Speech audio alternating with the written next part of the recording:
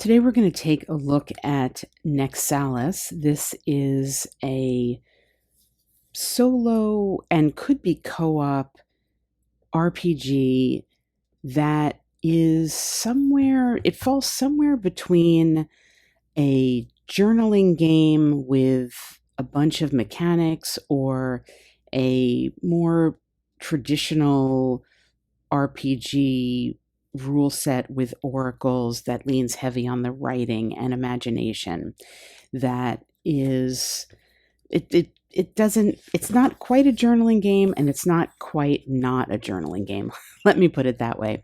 Let's take a look at the credits here, and I thank the writer and designer for sending me not only this copy of the book, but this copy of, or this notebook that he produces. He's got a web store that I will put a link to down below that produces all sorts of RPG supplemental material, and he sent me this fun little notebook, which is appropriate to come with this book because, as I said, this is it's journaling adjacent, I think, as a game, or maybe it's just a journaling game. I don't know. We'll take a look at what it is, what it offers, and what's quite intriguing about it is that it is designed in a way. This gives a good sense of there's a gentleness about this game. There is it says a world of wonder awaits. This is the feel of this game as we look at just the artwork here before we get into what it is one of multicolored and cartoony in the best way, inviting kind of world that you are brought into. Well, what is this world? This is a world of islands, and it is a world of islands that are connected by something called nectar, and you play drifters, the explorers of Nexalis. You are traveling around guided by the celestial constellations on the nectar surface, charting a course through the cosmic sea, seeking the wonders that lie hidden within this vast, enigmatic world. As we journey from island to island, we witness the breathtaking beauty of this realm, unveiling its secrets, forging alliances, and learning from the wisdom of its inhabitants. Each island we set foot on reveals a new tapestry of experiences, stories, and challenges that shape us and bind us closer. The call of the nectar is irresistible. It whispers to us, urging us to delve deeper into the heart of the nexus to uncover the mysteries that have eluded explorers for generations. We sail through the astral ocean, united by a shared purpose and the promise of discovery. This is our legacy, our voyage of wonder and revelation. We are the drifters of Nexalis, and the stars are our compass. Together we will leave our mark on the world, embracing the unknown and forging a future shaped by the bonds we create.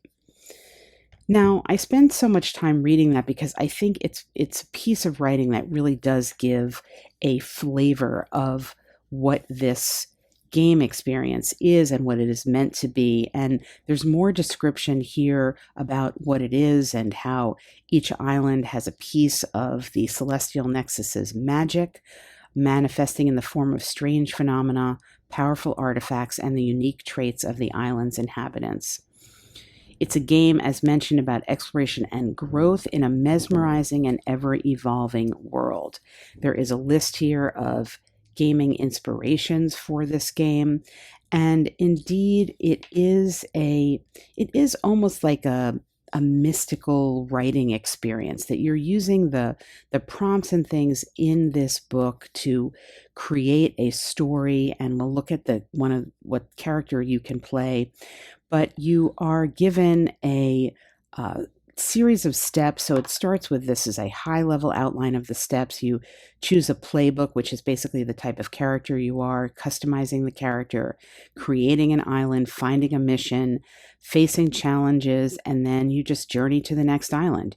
It encourages you to reflect on your experiences and sort of take those experiences and, in a sense, level up your character, not necessarily statistically, but almost mystically or in terms of what they have knowledge, what their knowledge base is, and continue on and explore another island.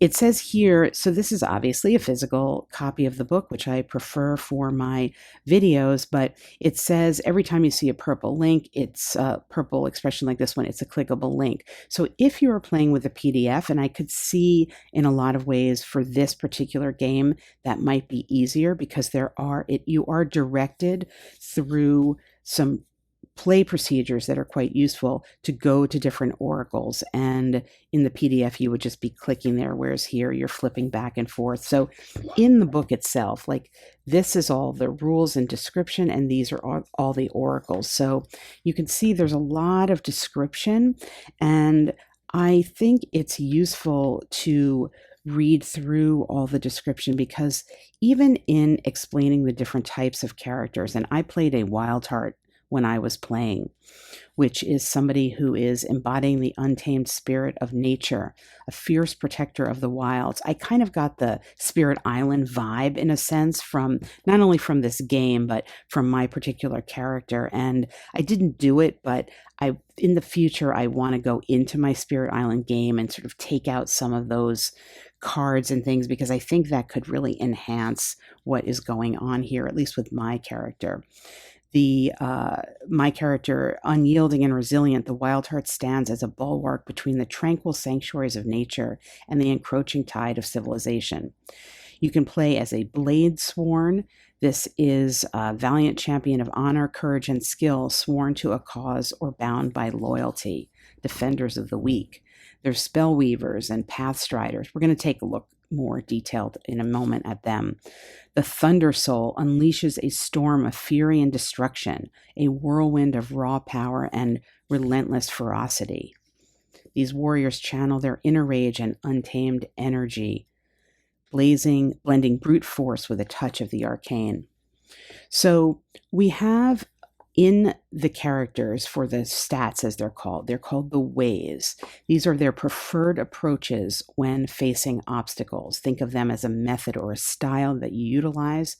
They have goals, they have talents, relics, which are unique weapons and artifacts that will give you some edges in combat. And there's a very interesting mechanic here where the relics themselves can be leveled up as a way of leveling up your character. And then you have health and energy points, which will the energy points will allow you to use your talents. So the different ways, there's the way of fire, which is passion and bravery, the way of ice, focus, precision, and determination, the way of light, knowledge, reasoning, and perception, the way of shadow, the domain of stealth, subterfuge, and cunning. The way of stone embodies strength, endurance, and resilience.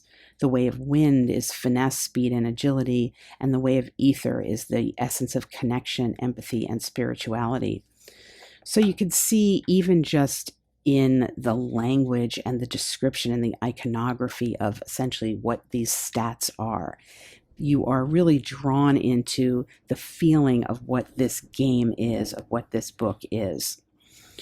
So for each of the 6 characters, they are given some basic numbers for their stats, and then as part of building your character, you are allowed to assign more values to whatever stats you want. So we have the book does a great job in walking you through really every step. It's highly procedural in terms of what you are at least meant to do, but it's also flexible because you don't have to follow that. But the procedural is very useful. So it's explaining, you choose a playbook, and then you're assigning 4 points to any of the ways. You're choosing a goal, 3 talents, 2 relics, and then recording your HP and EP. So as an example here, we have the Wild Heart, and we can see what ways they start out with, what values they start out with, and then you can assign up to 4 points for these. And we'll get into the mechanics of what they are, but in brief, the more you have, the better you are at it, basically. So you could see, for example, the wild heart could choose plant growth, which is to accelerate the growth of plants around you, creating difficult terrain for enemies or providing cover for allies, is a talent that they could have. They could have, I chose my relics were, I got a wild heart hide, which is armor made from the hides of powerful beasts, which gave me +1 to resisting damage from artificial sources. And I also chose the Spirit Fang staff, a staff crafted from a mystical creature's fang, +1 when dealing with creatures of the wild. And each of the playbooks is this double page spread where you have a great illustration. You have the basics that you can add on to. So, for example, a sample goal for the Bladesworn, which are the valiant warriors. You could overcome a legendary adversary, or you could restore honor. Your talent could be, for example, Knight's Presence, benefit from your noble aura and authority, receiving a +1 on all persuasion and negotiation rolls for the scene. A relic, you could choose a lion shield, a shield adorned with a fierce lion emblem that can unleash a fearsome roar, +1 to intimidation. We have the Spellweaver, and she is like a magic user with arcane talents and relics of magic, for example. We have a Pathstrider, a swift and resourceful explorer navigating the wilds with grace. So, for example, a goal for this character could be to track down a legendary beast that existed only in tales, proving its unmatched prowess as a hunter. And they could have a talent of, for example, sharpening their own senses, granting a +2 bonus to a perception-based roll. The Night Stalker, this is kind of like a thief, basically, essentially. They could have the infiltrator talent to blend into a crowd or social setting, gaining a bonus to deception or disguise rolls for the scene. And we have the Thunder Soul. This is a Tempest-born warrior channeling raw power and arcane might. So a kind of combination of a strong magic and strong fighting. It also gives you instructions for developing your own character. It's completely understandable if you want to do that, and it walks you through how to do this. And I really like this because it gives the framework for mimicking or creating these a totally new playbook, or maybe drawing from some of these, but it actually, again, gives you the procedure for it. And in the digital version, there's even a customizable playbook template. And I wish more games would do this. You can, of course, always do that on your own and just figure out how to mimic things. But I think having it written down from the designer is really useful. And I think that's a great addition here to this book. So what are these things for? Well, this is basically, you need, this is a D6 based game, and there are different types of ways to use the dice to resolve things. And there's a challenge rating way, which is if you are trying to overcome an obstacle, you can have it assigned a challenge rating, and the suggestions here are what the numbers would be. And then with that number, you are rolling your D6 and adding a benefit to try to meet or beat this number to overcome the challenge. And as a soloist, you could assign values. This could be a D3 roll to sort of randomly assign what a challenge rating would be, or you could just decide, but prior to what was happening, what that challenge rating would be. There are also contests where there are things like negotiations or debates or some kind of non-lethal duel that is, you're assigning a skill level to the opponent. And again, it explains what this is. And you could also roll a D6 to get a random skill level. And then there's of course actual combat where you are encountering an enemy that has some type of skill level and HP. There are enemies in here. You could also create your own using these this framework for what would be a standard enemy or an elite, a boss, or a weak enemy. And there's a word here again on balance and stats. And this is a game where I would say you are really invited as the player to make it as contentious or not as you want. You could even honestly play through the entire game, basically almost not even rolling some dice and just letting the story unfold and using the prompts that we'll get to in a minute to tell the story. Or you could just create everything to be the kind of lowest level of challenge. So you are rolling some dice, but really you are essentially overcoming that challenge most of the time. And that's a flexibility that is really baked into what this game is. So it explains what the different types of die rolls are. And actually, I think this little explanation probably should have come a little bit sooner, because this gives the overview of what they are. And then it goes into exactly how each one works. It's very clearly laid out. And there is an example, a narrative example of what is being mechanically discussed here. So the presentation of the material is great, very well organized. So for example, for the just basic challenge roll, we're going to declare what we're going to do. And let's say we're trying to sneak by. So we're using our shadow. And let's say we're wild heart and we haven't assigned any other value. So we just have the value of 2 there. And what we would do in the challenge rating for this, like let's say we're trying to sneak by something and it's really, really hard. So it's like a very vigilant guard. It would be a challenge rating of 10 or more. We only have a benefit of 2. So we're going to be impossible to do that with our way score. But if the challenge rating were easier, or if we had a higher value, if we had a 4, for example, in shadow, we could potentially sneak by. We'd have to roll a 6. So that gives a sense of how hard that challenge rating would be at a 10. But if the challenge ratings, say, were just a more regular thing to do, it would be between 7 and 9. Or 4 to 6, we can expect to be these with a single action. So we could immediately feel like, well, we rolled a 6 there, but that we could sneak by something. So that is basically how the challenge rating works. And it says if it doesn't make sense, or if you don't want to, just keep trying and narrate how the situation changes with your failure. So for example, if the challenge rating, say, were between 7 and 9, and we kind of kept failing, we would narrate, and this is where the journaling piece comes in, or the conversational piece really comes in. Well, what actually happens? Maybe the guard like turns around and hears us, but doesn't actually see us. And then, of course, there are oracles in the book. So you could, if you were working out that particular situation, for example, we could say, all right, well, the guard turned around. Did he actually hear us? So to use this oracle, this is how you work it out. You roll 2d6. If the first die is higher, the answer is yes, or option A. Well, actually, the second die is higher. So no, we did sneak by.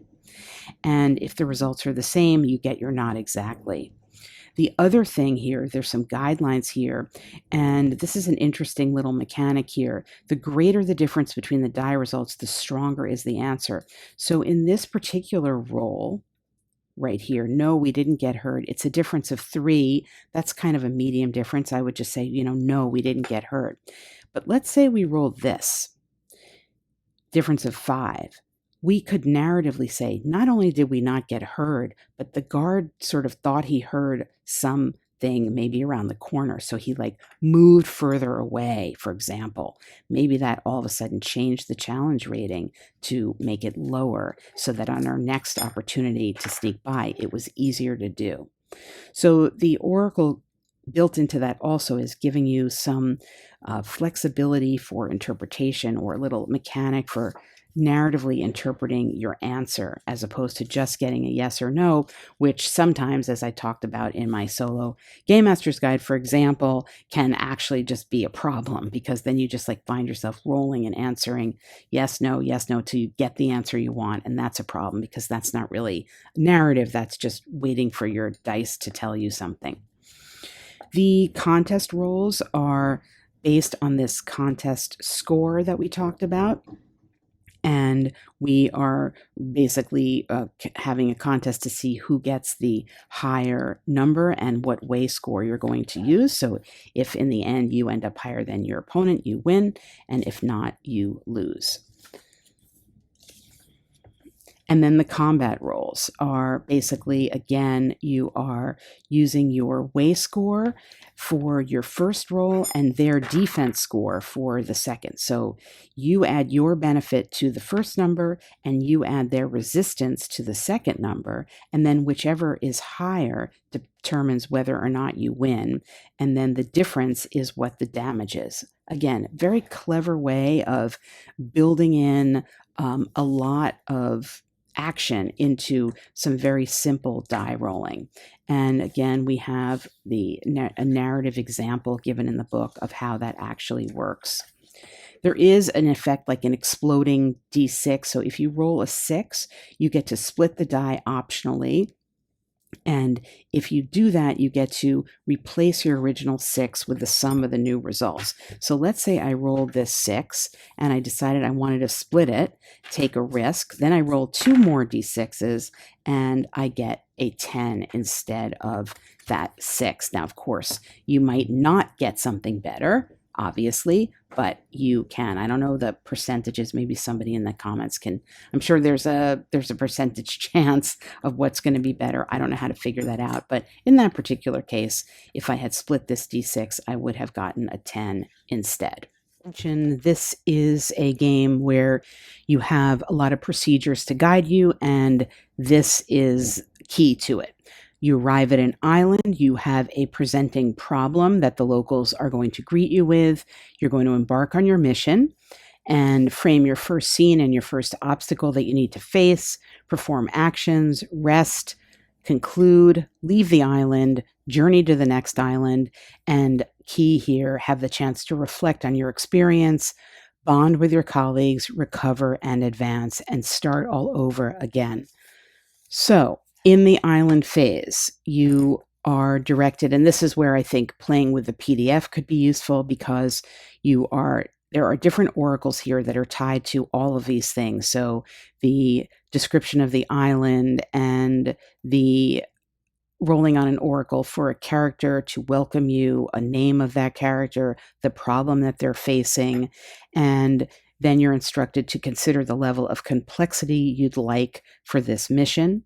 And it says it's not necessary to set that in advance, but having an idea of it can be helpful. And I talked about that earlier in the video about how there's a sense in which this is just an unfolding story and you're not at the mercy of the mechanics to determine how much or how little your unfolding story is going to be dependent on combat or die rolling or the randomness of that. You are in control of that yourself. And again, a nice narrative example of how all that works and moving through creating adversities for yourself and giving you examples of using the oracles, which we'll get a look at in a moment, on creating these challenges and contests. And again, narrative example of doing that, how to frame various scenes, what that means, how to envision who's there and what's going on around you, and overcoming trials, and then ending the scene and basically moving on.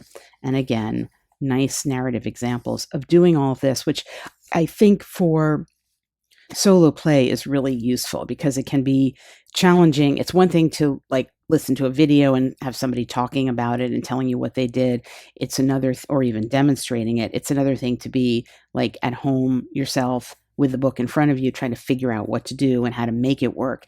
And here throughout, there are examples of just that, how to end the mission, and then the travel phase, the seafaring phase, and imagining questions to ask about that before you move on.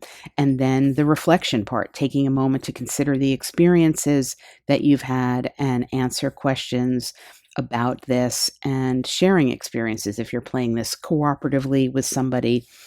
And again, examples and a little bit of mechanics and oracles to tie it in. So you've got the mechanic, the oracle to support it, and then the narrative example in the book for basically everything that you are doing here. And then we have the oracles, and these are pretty significant in the back of the book. These are the random tables that will help you create and refine aspects of your vision of this world.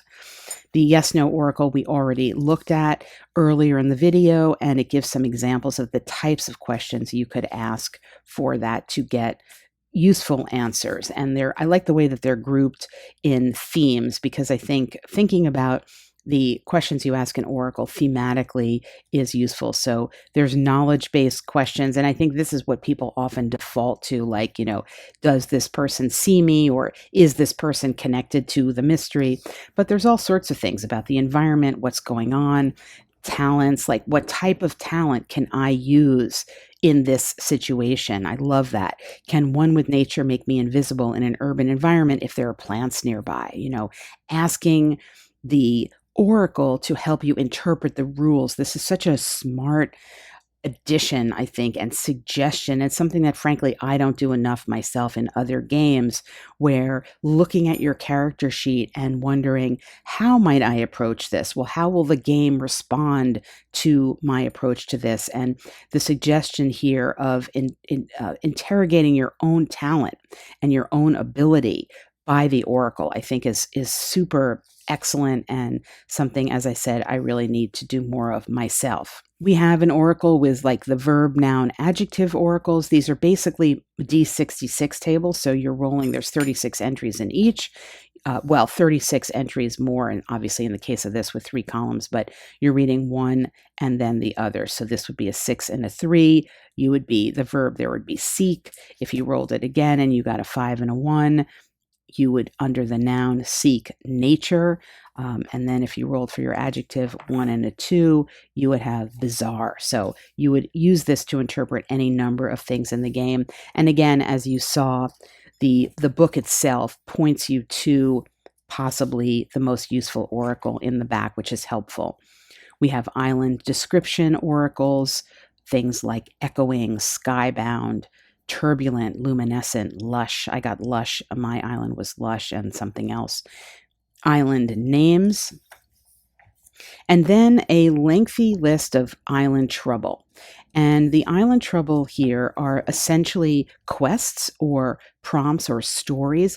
I chose to roll on this. It does say, you can just make up your own mission using the prompts here. You could roll up and say, well, my mission is going to be to guard something with guard, sanctuary, and lovely, and then decide in the context of that, and perhaps pairing that with one of the NPCs that you meet here, like a character role. A diplomat comes and greets you and then gives you that mission to guard a lovely sanctuary, and create your mission that way. Or you could roll just on this table, and I'm not going to show you too much of it. Keep that as a surprise. But the mission that I've been playing had to do with an ancient library has come alive. Its books animated by the power of the nectar and revealing cryptic clues through their pages. You have to investigate the library, decipher the clues hidden within the books, and uncover the knowledge that holds the key to the island's future. And in my case, the person that was kind of giving me this mission happened to be an herbalist welcoming me, and they had a motivation that that I rolled up that was restore fear of noble, and a keyword noble. So I decided that what this meant was that the animated power of the books that were coming out was that the magic, or the mystical spiritual aspect of this world was something that was protecting the people from something bad, and that the library was deteriorating, and the weakness in the library was causing the deterioration of the protective magic. And the herbalist who was in charge of this was asking for my help in kind of restoring it. And that's how I created my story. Now, I will say, in the context of this book, for example, there are not tables to roll up a library, for example. If you wanted to have random tables that would help you do that, you would need to go outside of what is here. If you wanted to just create that in your mind and journal about it and think about it and use the prompts for that, that is here. So that is a point where you need to make a decision about how much you want to just remain with the book and what you can create in your own mind.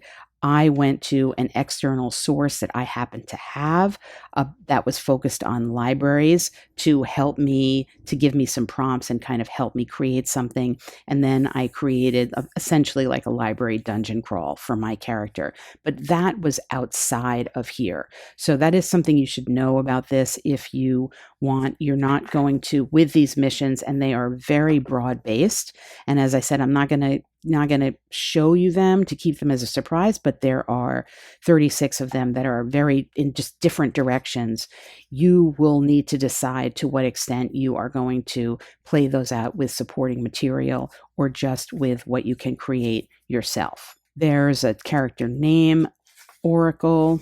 I tend to be less focused on, I did roll on it, but they didn't really have a whole lot of meaning to me. The sort of surnames in these were a little bit more something I could grab onto with something like Frostfall or Hollow Flame, rather than these just sort of made up first names. That doesn't really ever do much for me, but I did like the last name here, and I feel like that could also be used as just a suggestive oracle, like Dawncrest. Well, what's happening? Dawncrest. That to me is suggestive for a narrative element. There's an oracle here for framing a scene. So to create a more evocative and engaging scene, you can roll on this oracle to get prompts that will help you set the stage, like a wide shot of the landscape or background music or sound effects. This is somewhat kind of visual in a way. And story complications. So we have a D66 table of a complication that could arise. If you ever find yourself in a situation where your story feels stuck or something doesn't go as planned, just roll on this. And I think that this could be useful, obviously, to pick up in many different solo RPGs that you play. It's a very useful table. So all of a sudden, you've got dark secrets being brought to light, or there's a moral dilemma. You could pull that in, or an old debt comes due, perhaps bringing in something from a character's backstory. So I think these prompts are useful not only in this game, but could be ported to other games. Obviously, as could like the general adjective prompt and maybe even these mission prompts. And then we have reflections, and we even have some prompts for that, which is, again, very useful, I think, to help you as a player kind of know where to go next, or at least give you some suggestion of what to do next, rather than saying, well, now it's time to reflect. There's many journaling games in particular that just sort of say something like that. And that can be great if you on your own have a feeling about where that would go. But here you actually have some open-ended prompt direction. So for example, you can roll on this or skim on it just to get some examples. During the mission, in what moment did you feel the most vulnerable? And how did that vulnerability alter your perspective on your role in the world? And the you here is your character. And you have similar oracles here for discussing the bonds that you may form, and then the kind of further reflection on how you connect with the environment that you've created. And I think these kind of higher level prompts and reflective exercises are really useful and unique in terms of what this gameplay offers. You're also given some tables here for the types of obstacles and challenges and different types of mechanical roles that you may encounter. Of course, those may come naturally in your story, but if you need a prompt, you can get one, like the chilling embrace of the Frostspire Mountain, for example, or contests with calming the unruly wildlife, and you're given the challenge, the skill level, and what that actually is. So it is the support here if you need it to come up with a specific conflict or combat interaction, but you don't have to use it. And there are here essentially could be like either a bestiary or just rolling on something to get the combat that you needed, or choosing something that made sense to you. Like there's a moonlit crawler, for example, and there is a moonshadow assassin. So one of those may or may not make sense.